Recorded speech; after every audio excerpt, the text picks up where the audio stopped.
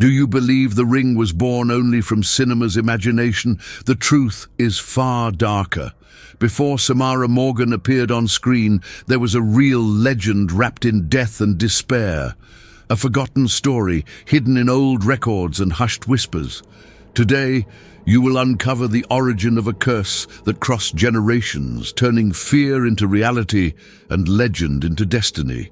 It begins in 19th century Japan.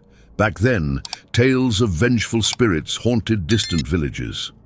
One figure stood out, Sadako Yamamura, a girl born under mysterious conditions, surrounded by rumors of paranormal gifts. They said she could project her rage into objects, even kill with a glance. For some, it was folklore. For others, it was proof that evil walked among us. Sadako grew up isolated, marked by her mother's silence and the community's rejection. She was called cursed, a child of darkness. Witnesses claimed that when enraged, shadows filled rooms and animals collapsed. There was fear even of her touch. The girl had become a living enigma, carrying in her eyes the reflection of something men would never dare to fully understand. In youth, Sadako was taken to public shows. Her supposed gift became spectacle. Crowds watched in horror as birds dropped dead before her without reason. Scientists attempted to study the phenomenon, but abandoned it, overwhelmed by the oppressive atmosphere. With each demonstration, terror spread. Sadako was not seen as a girl anymore, but as a harbinger, a warning that dark forces were free. One detail disturbed everyone, her bursts of rage. When humiliated, Sadako seemed to unleash an invisible force that destroyed objects around her. Glass shattered, lamps exploded, bodies collapsed as if crushed by unseen hands. It was then that rumors of mysterious deaths began to spread. Those who confronted her were found lifeless, their faces frozen in expressions of sheer terror. The terrified community demanded her destruction. Some wanted her burned alive, others begged for exorcisms. But her mother, lost to madness, said Sadako was only a victim of forces she couldn't comprehend. For neighbors, there was no doubt the girl was evil itself. And the more people feared her, the stronger her influence became, seeping into the very air around her. In time, Sadako was hidden away, taken to a secret place of confinement. They thought it safer to remove her from the world. Yet darkness is not erased by silence. Inside those walls, phenomena grew more intense. Guards and caretakers reported voices echoing through corridors and female figures appearing. Many abandoned their posts, unable to endure the suffocating weight of her presence. They said that at night, Sadako wandered the halls, dragging her soiled white dress. Her long hair concealed her face, but her eyes glowed in the dark like burning coals. Reports claimed she appeared before those who spoke ill of her, and soon after, those very people were found dead. Fear transformed her prison into a tomb filled with unspoken secrets. Records mention a decisive episode.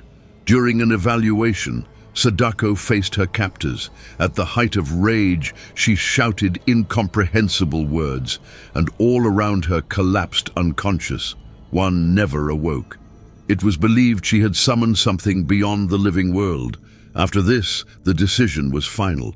Sadako had to be eliminated at any cost, no matter how cruel. Her execution was not public. They say she was taken to an abandoned well. There, in the dark, she was thrown alive, left to die slowly.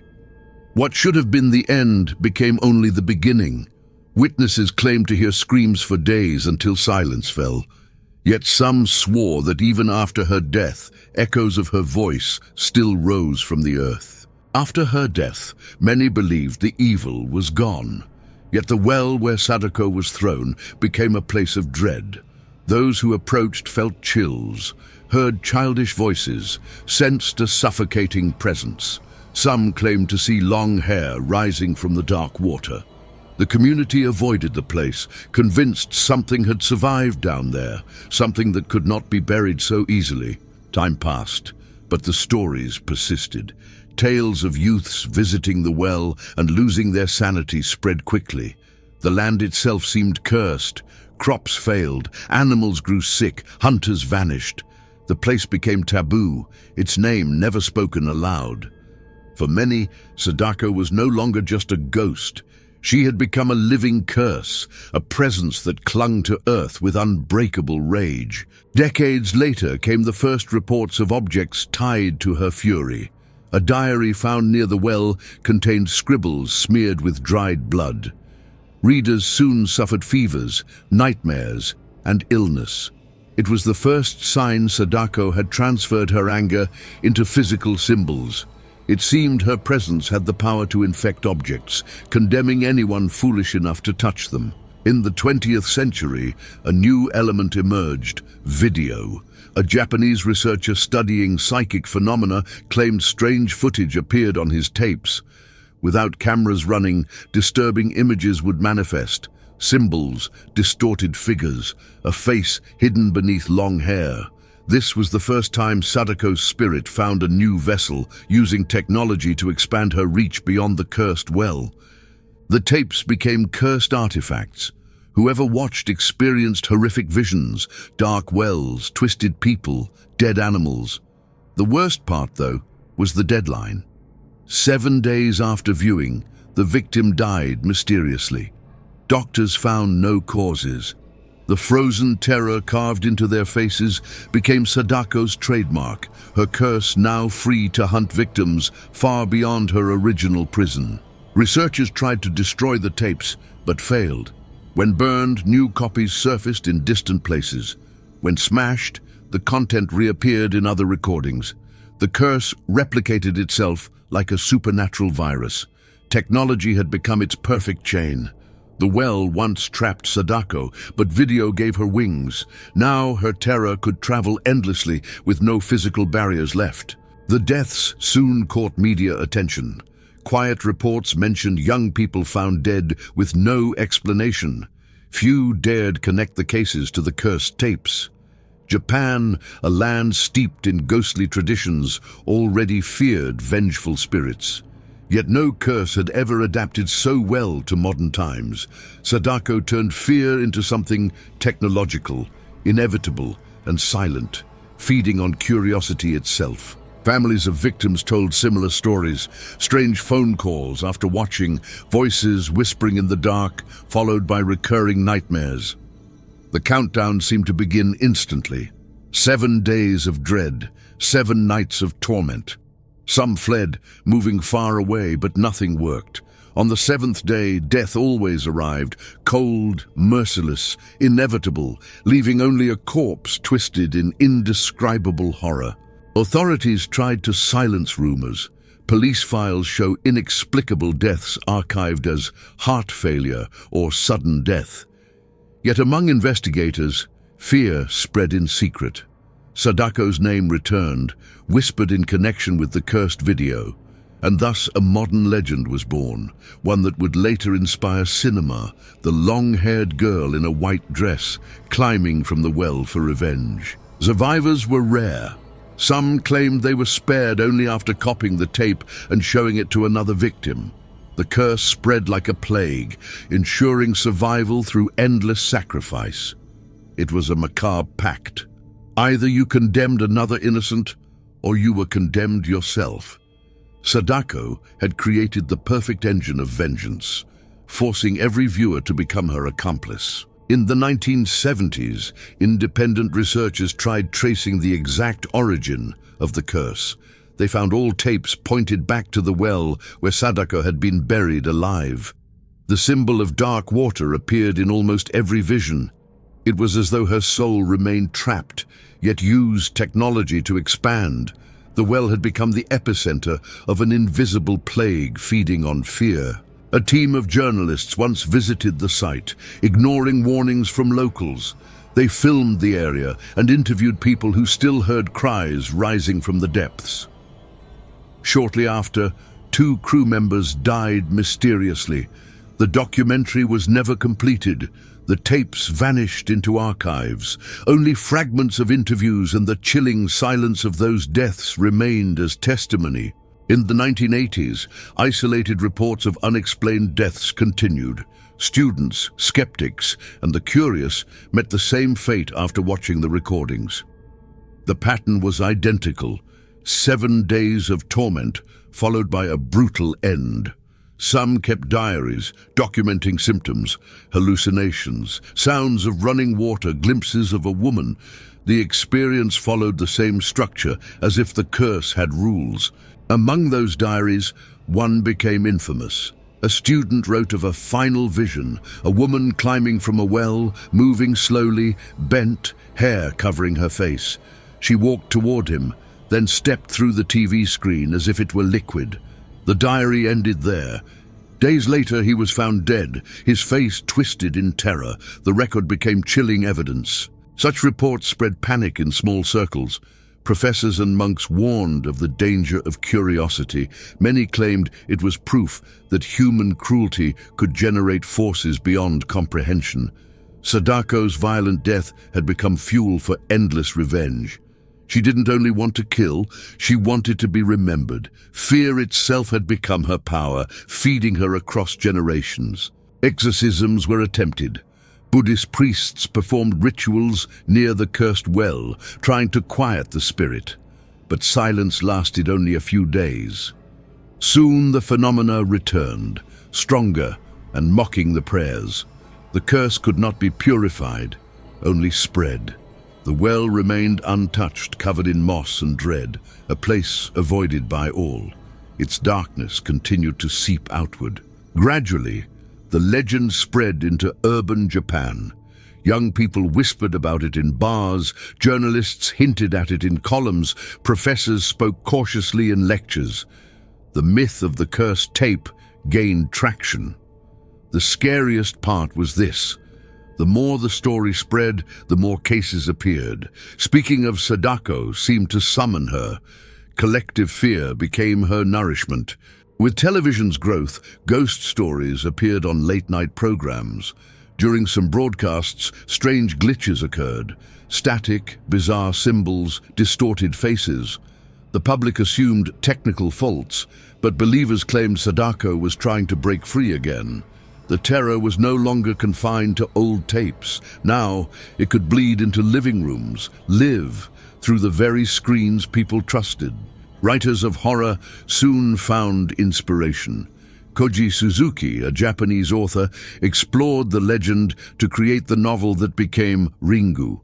Sadako's story turned into fiction, but its roots were real. The author merged tradition and modernity, giving literary form to the ghost of the well. Readers thought it was imagination, never realizing the tale's origins lay in horror itself. The novel succeeded, but the true impact came with the 1998 film. The image of Sadako crawling from the well and through the screen became an eternal symbol of terror. The world met the Japanese nightmare. Yet monks warned, turning the legend into entertainment was dangerous. To speak of Sadako was to feed her. Cinema had now presented her to millions. After the film's success, strange rumors spread among the crew. Many reported recurring nightmares of wells and female voices. Some felt watched while filming, especially near water scenes. They swore shadows moved without cause. For them, this wasn't just fiction, but a dangerous ritual. It seemed as if telling Sadako's story had awakened forces that had been dormant in silence. Soon after the premiere, sudden deaths were documented. In Osaka, youths who had seen the film died days later under mysterious conditions. The pattern mirrored the curse in the story. Authorities dismissed it as hysteria, but for others, it proved Sadako had found a new form: cinema itself. The screen was now her vessel, spreading her vengeance beyond Japan's borders. When Hollywood adapted the tale in 2002, Sadako became Samara Morgan. The Ring introduced the West to the image of a pale girl, face hidden by hair, crawling from a well. Audiences filled theaters, unaware the narrative wasn't pure invention. It was born from a real story of cruelty, trauma, and vengeance. A myth that had already haunted generations in the East. On the American set, mysterious events continued. Cameras shut down, actors felt chills, sound captured footsteps where no one stood. Rumor spread of a tape created for the film that showed unexplained images, strange symbols, blurred figures never filmed. The production buried the incident, avoiding panic. Yet for those present, doubt remained. Was Samara only fiction or something more? Occult researchers warned of a dangerous pattern. Every time Sadako's legend was retold on a massive scale, new manifestations appeared. The story itself seemed to fuel the curse. The more it was watched, the more energy the entity gained. Cinema wasn't just storytelling, it was a global ritual. Millions unknowingly took part, feeding a force older than film itself. Independent investigators sought the original well. Some claim to have found it, but no official record exists. Descriptions spoke of a deep hole covered by roots and stones, surrounded by eerie silence.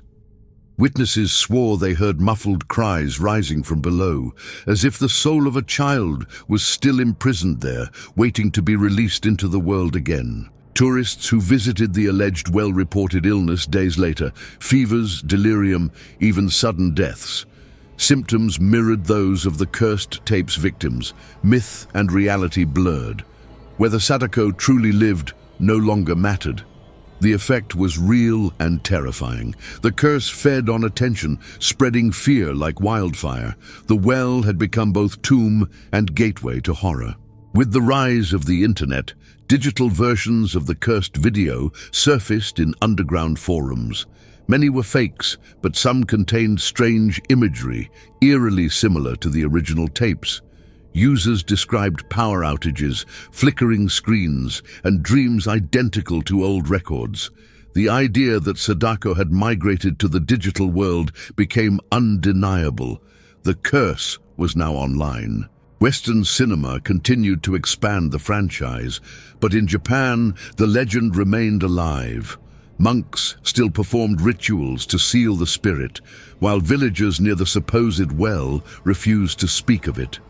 For them, each adaptation was a mistake, reopening ancient wounds. They feared every new retelling drew Sadako closer, reigniting a curse that never truly faded away. Sadako's origin remains shrouded in shadows. Born of pain, rejection, and cruelty, she became a universal symbol of fear. From a forgotten Japanese village to global cinema, her story crossed cultures. But this was not the end. As her image spread further, something new began to awaken. The curse had entered the world of film itself, and the nightmare was far from over. During the filming of Ringu in Japan, cast and crew reported disturbing events. Lights shut off by themselves, cameras froze, strange static filled the audio.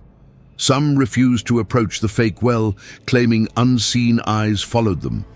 They felt a heavy presence on set, as though something beyond the script was moving through the shadows, watching every detail in silence. One incident became legendary. A camera toppled on its own, shattering on the floor.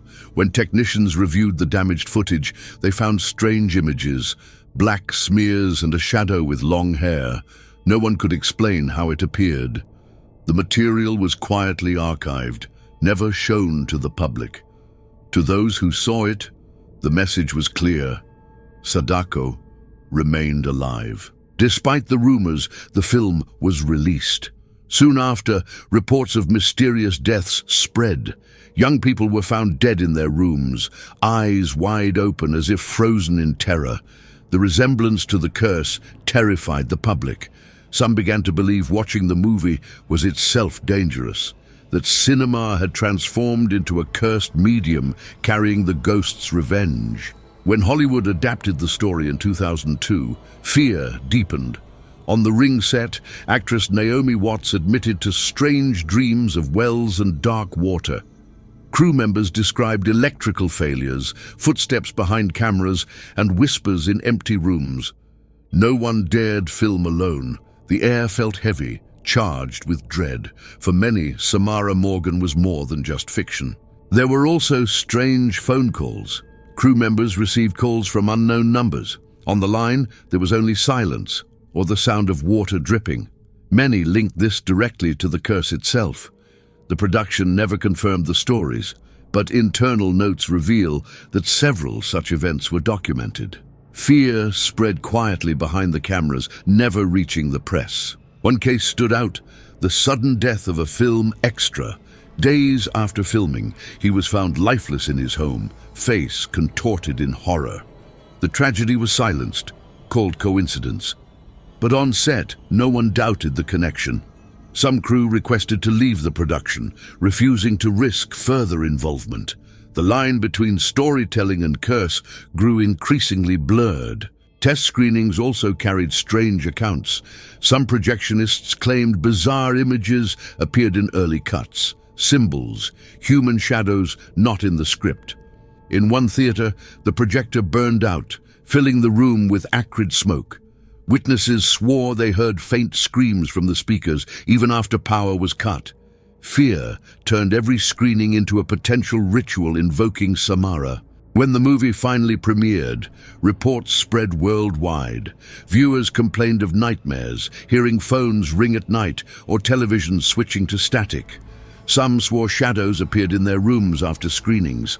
For the public, fiction had crossed into reality. Sadako, or Samara, seemed to step through the screen, no longer bound by film, but free to haunt any household.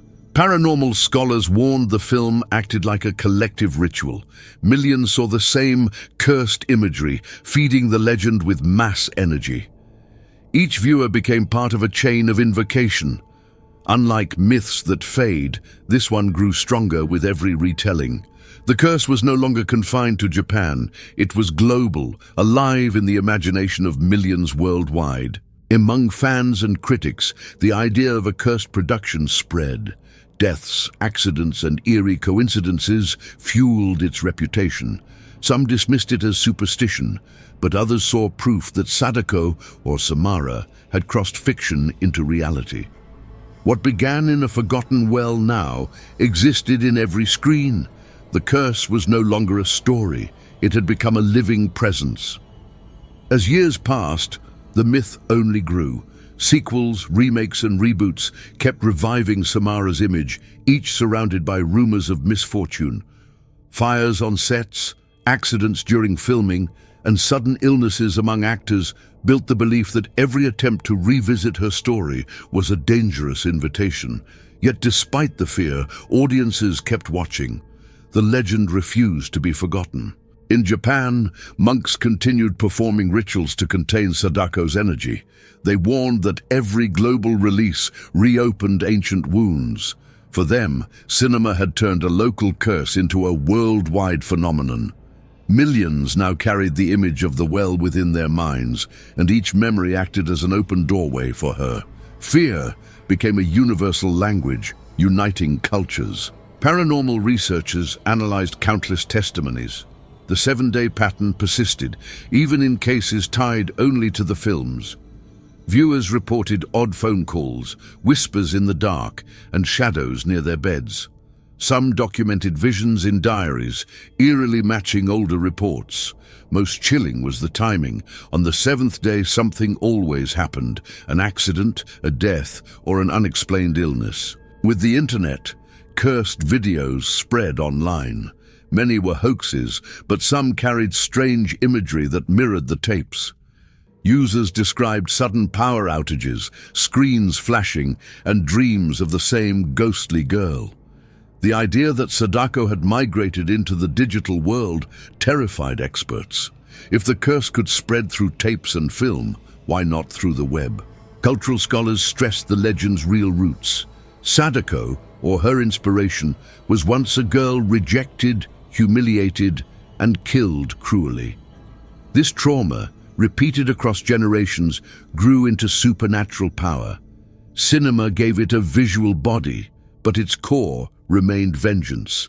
The essence was not fiction but rage, rage that never found rest, echoing through time, haunting anyone who dared to look. Some experts compare the curse to a cultural virus.